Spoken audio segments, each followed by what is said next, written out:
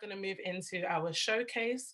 So as I said before, this event really is all about celebrating our mentees. And what better way to hear from the mentees and to celebrate them than to give them a space to basically showcase, what they've been able to learn and what they've been able to take away from this program.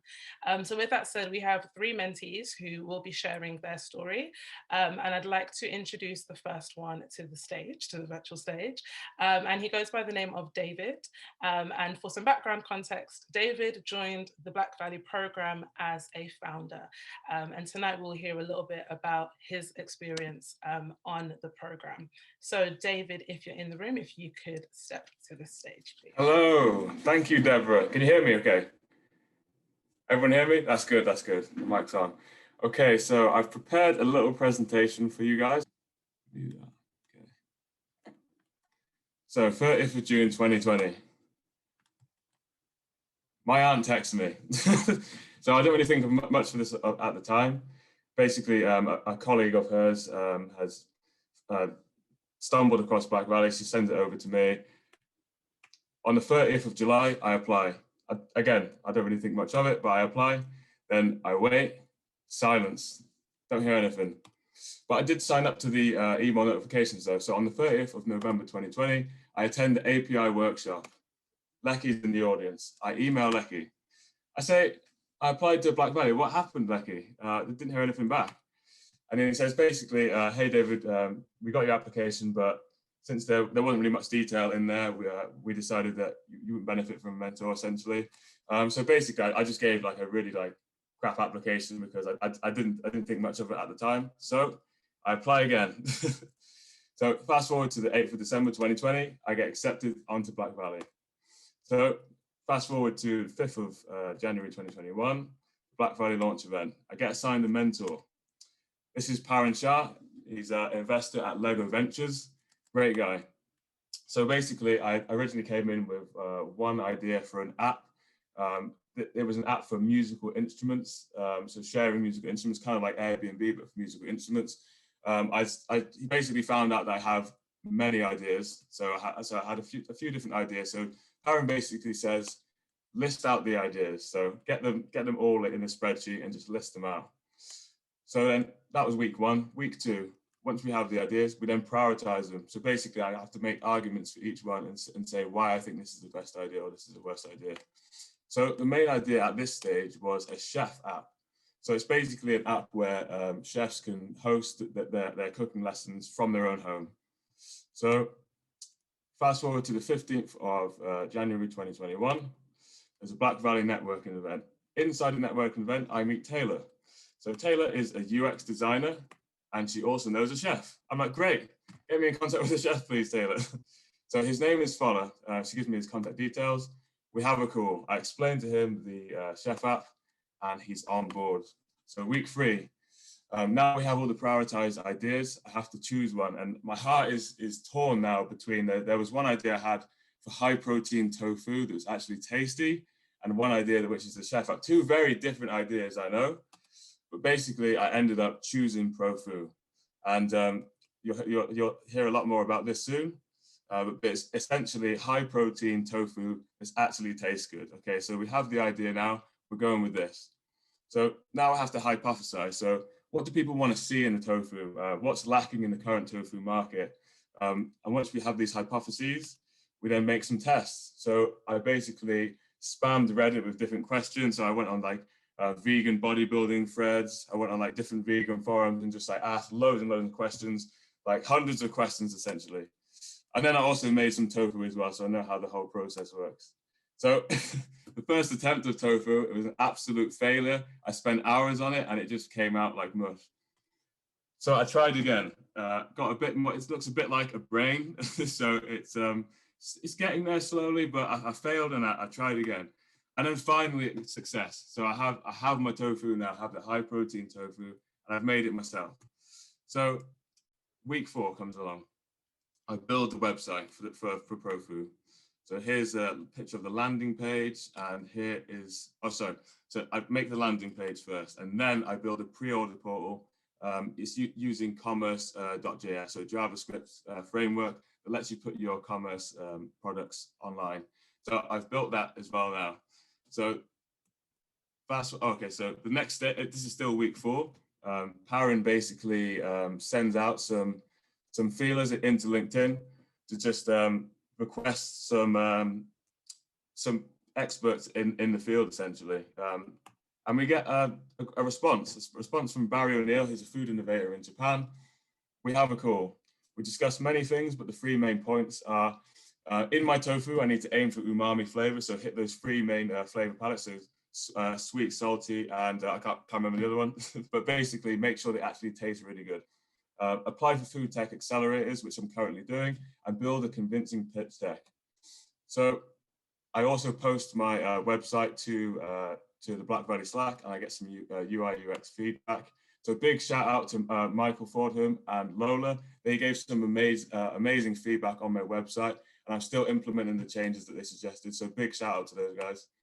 So what about Fowler? So didn't he want a chef off? Like, so I basically have another call with Fowler.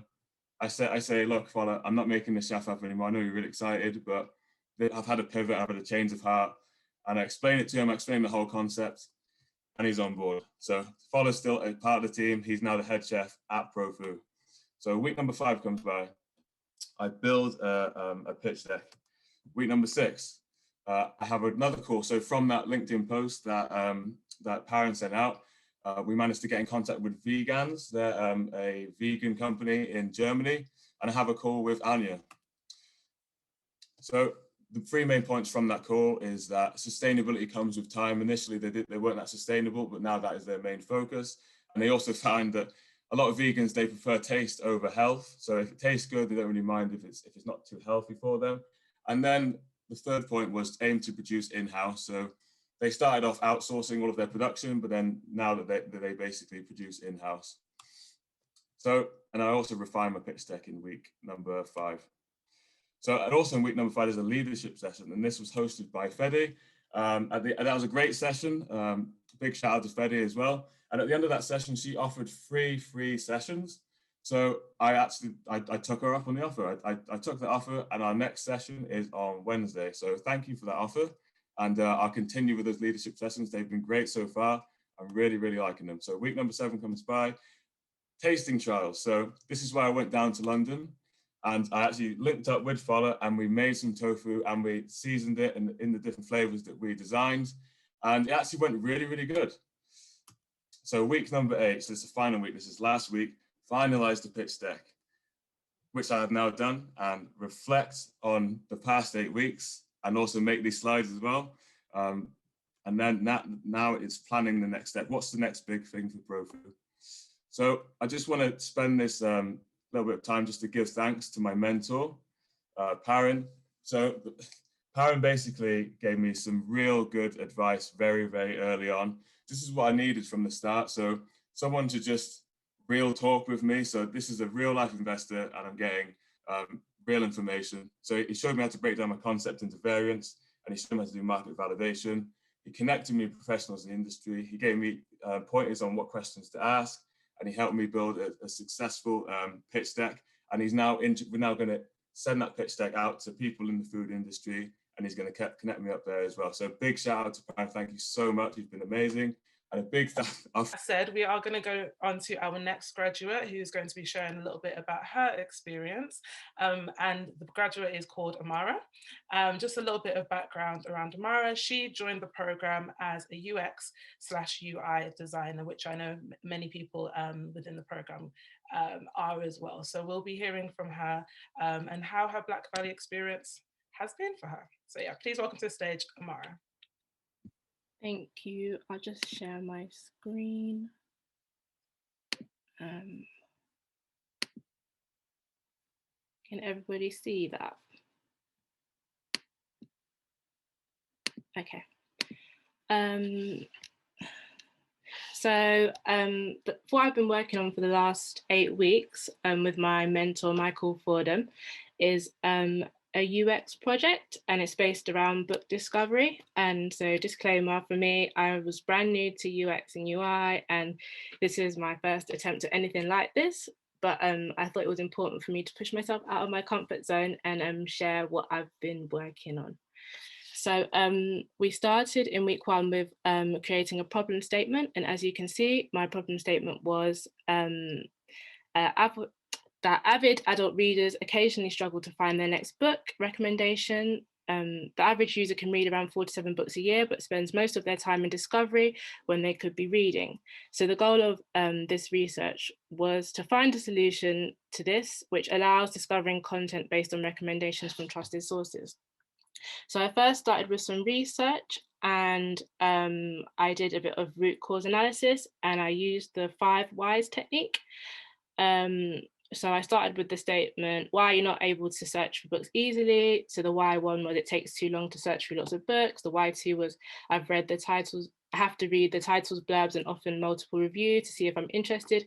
And I went on until I got to the 4th why, but then realized that I didn't need to go any further because I had got all the information that I needed.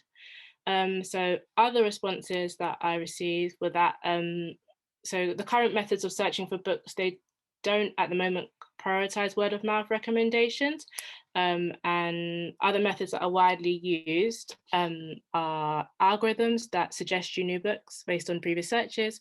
And whilst these algorithms are really good and can be quite accurate, they ultimately they can't replace like real life human interactions, so suggesting books by word of mouth. Yeah, and just the fact that the majority of people find new books based on recommendations from other people. So I then went on to create a survey for a bit more user research. I conducted this using Google Forms. It was quite easy to create. It received 26 responses, which was quite good. And these results assisted me in building a user profile. So I basically used the website SurveyMonkey sample size calculator, and I used the population size of the UK, and then I adjusted the confidence level and the margin of error, and this gave me a sample size of 24. So I knew that I had the right target amount. So then, as you can see below, one of the questions was which apps and websites do you use to search for books? And as you can see, Amazon Kindle Bookstore is one of the main apps that people use. And then following that, the next website was goodreads.com. So that was really useful information for me. This image below also shows that the majority of people also get their recommendations from friends, whether online or offline. I also analysed Amazon as it came out on top, and I looked at the features that were quite strong on their website, and that was the recommended for you section, and also the fact that they had really strong customer review section, and also the fact that they used the star rating when searching for books. And this was something that people regarded as quite important and helped them to inform their decision when searching for books. So don't judge me, but now you're going to see my really rough sketches of ideas for what I would go on to design. I then took the best 2 and decided to do some wireframes. This was my first attempt at wireframing, so that's what you can see here. And next is like the juicy bit. So this is my high fidelity designs. So I did this all in Figma, and I worked with Michael, and we recreated the website. So basically, I wanted to take inspiration in the style of the website Hue. So Hue Agency, they're a creative agency. As you can see here, if I can zoom in, I don't know. But yeah, here you can see this is basically their website, and we basically took the color scheme and like a few of the main elements from their website. And we also found that we copied the typography that they used as well. So I'll scroll down to my actual designs. I did have earlier versions. I've linked them here, but this was my final design. I decided to create 3 screens, as you can see. As we only had 8 weeks, this was all I had time to create. So I'll scroll through to the last one. And now I'm going to show you Oh, actually, I'm going to talk about usability testing. So I decided to do a bit of usability testing at this stage after creating my final designs. And as the design process is very iterative, I decided to create a first click test using Usability Hub.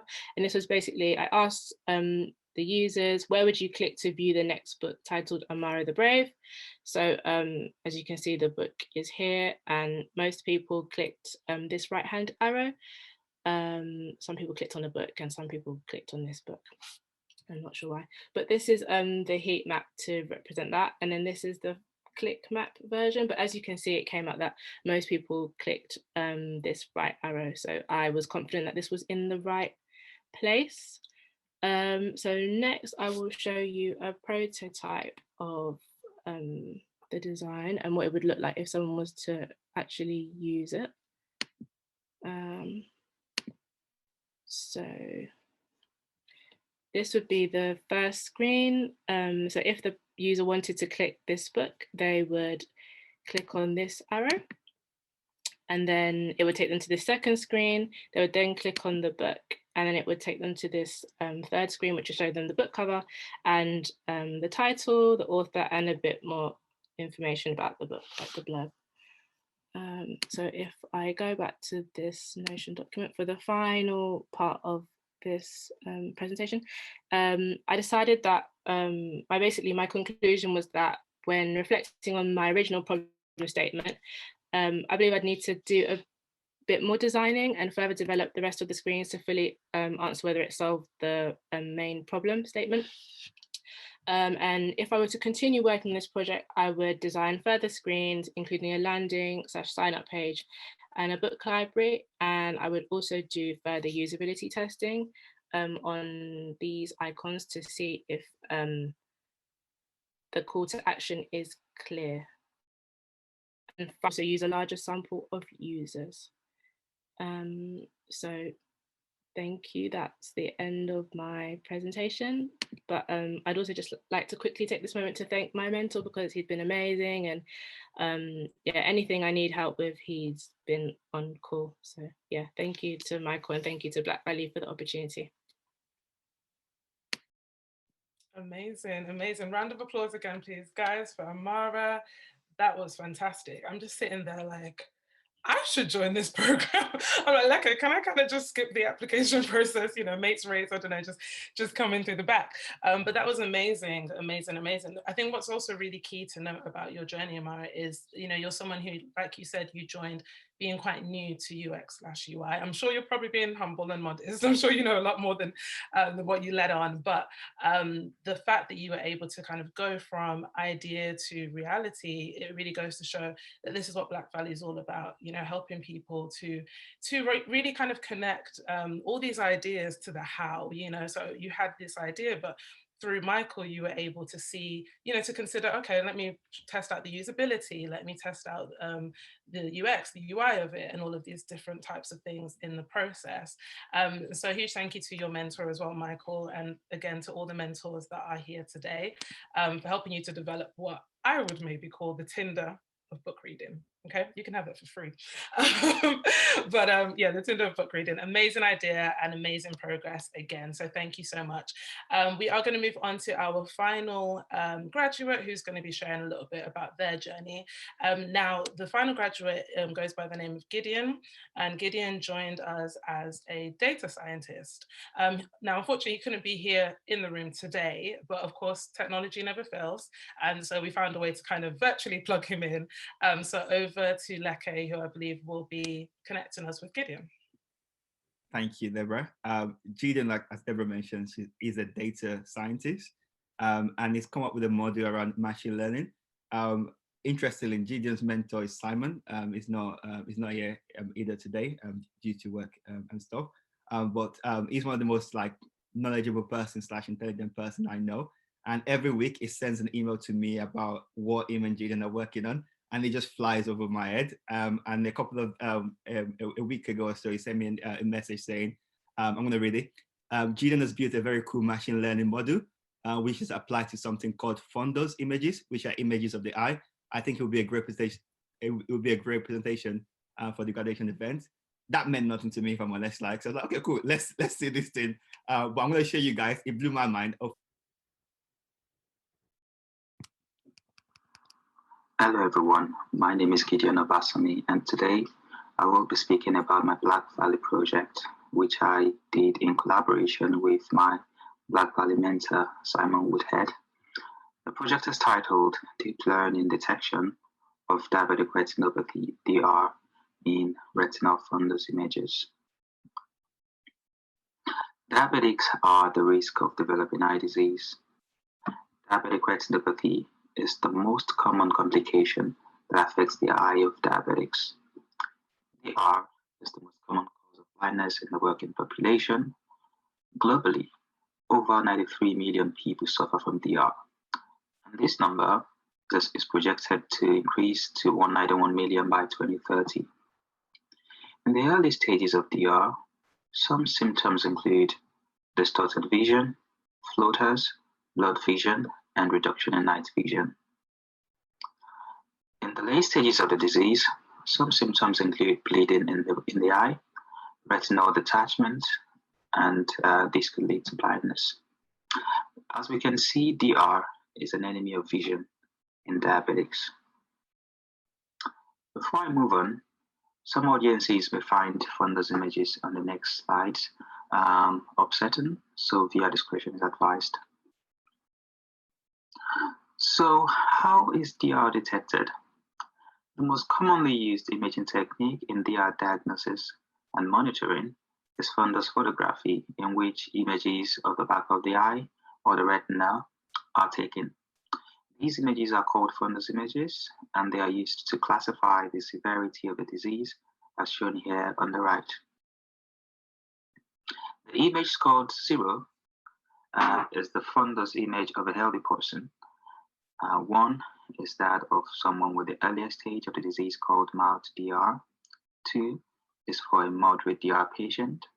3 is for a severe DR patient. And 4 is for a proliferative DR patient. There is a problem with how this disease is currently being detected and monitored. Because the disease classification is done manually, it is subjective and prone to human error. Actually, the earliest stages of the disease are very tricky to detect. So DR diagnosis is complex and time-consuming and needs to be performed by a retina specialist that passed a specialized training for diagnosis and grading. Due to the subjectivity, it is very difficult to track changes in the disease as the disease progresses. So in my BV project, I decided that a solution to the problem of detecting the right severity of DR could be deep learning. My aim in the project was to apply deep learning to create an algorithm for the automated detection of DR in retinal fundus images. So this was what we did. We sourced for pre-graded fundus images from the Kaggle DRT training dataset. We got a total of 730 fundus images, 80% of which we used to train our model, and 20% was used to validate our model. We then pre-processed these images by setting them into categories and mounting them to the appropriate drives. We then used a fast AI automated deep learning algorithm built on PyTorch machine learning framework for Python within the Google Colab environment. We did this to train and validate our model to detect the severity of DR in fundus images. Our deep learning model is based on a deep convolutional neural network, CNN for short. We then receive the output that shows our prediction results of how accurate our model is at detecting DR.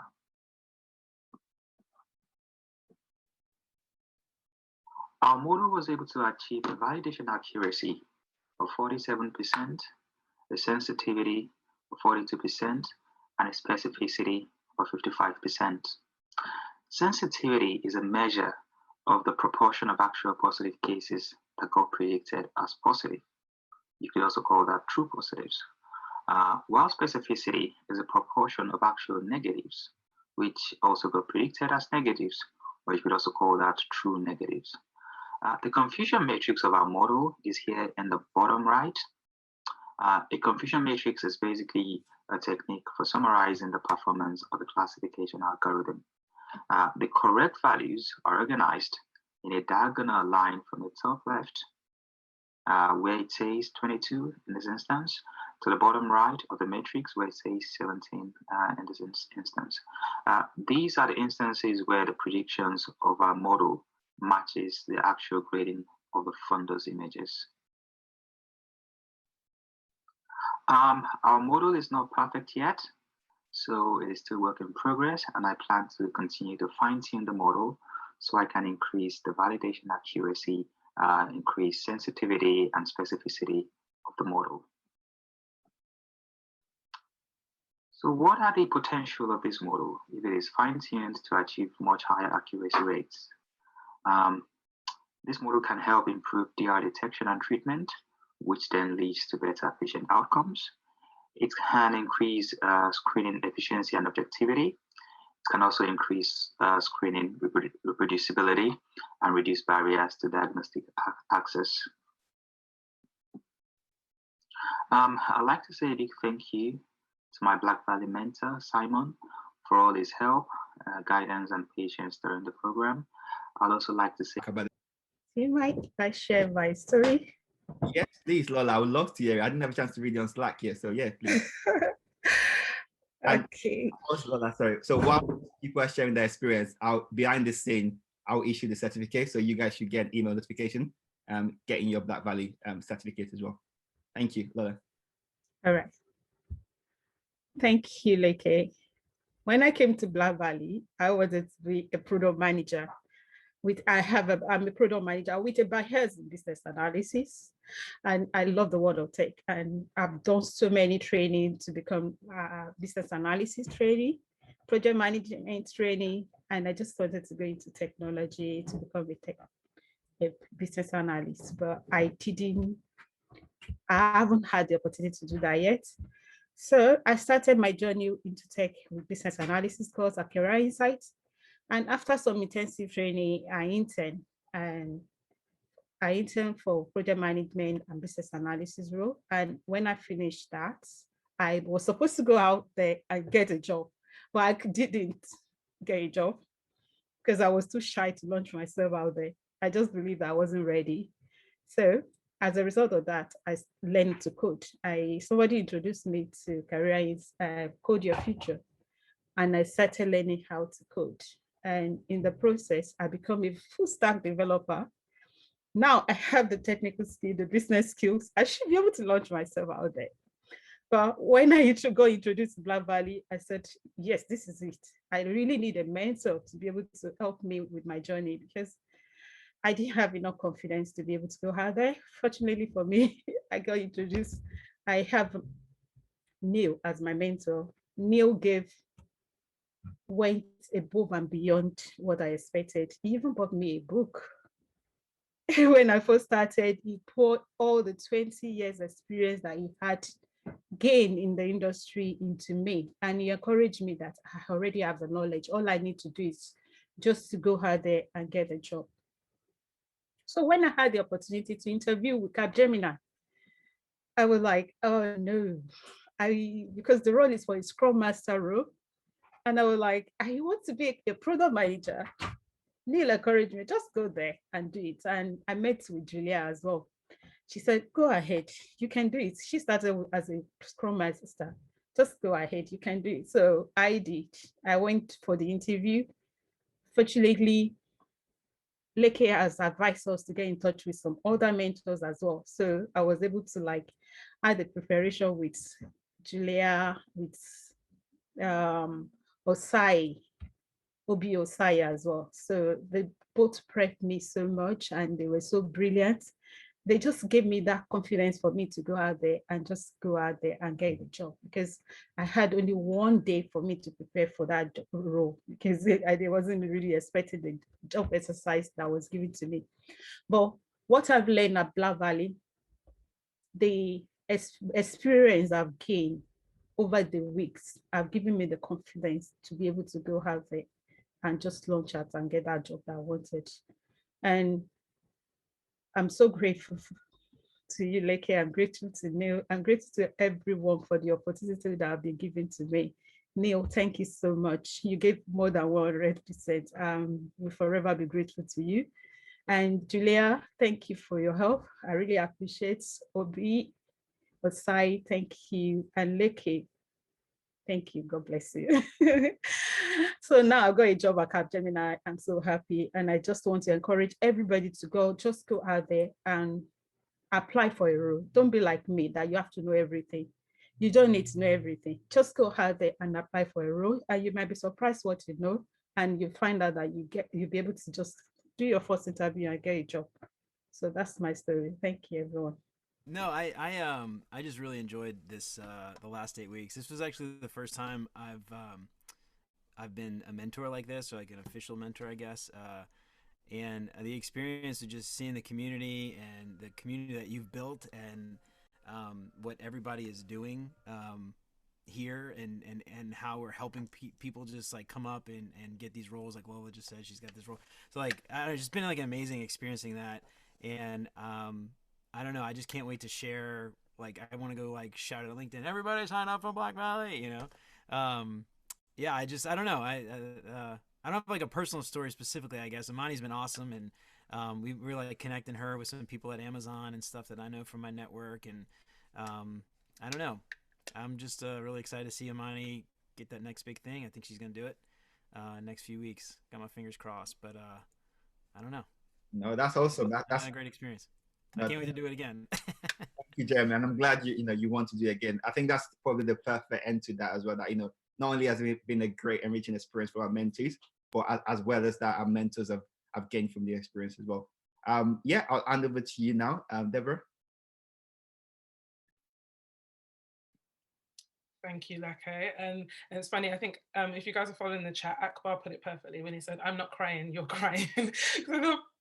No, I am crying. I'm going to own it. I am crying. My heart is crying on the inside, tears of joy, because yeah, it's just so phenomenal to just hear how people's lives are being transformed, essentially. And I'm not saying that, in any hyperbole, that's literally what we're doing here.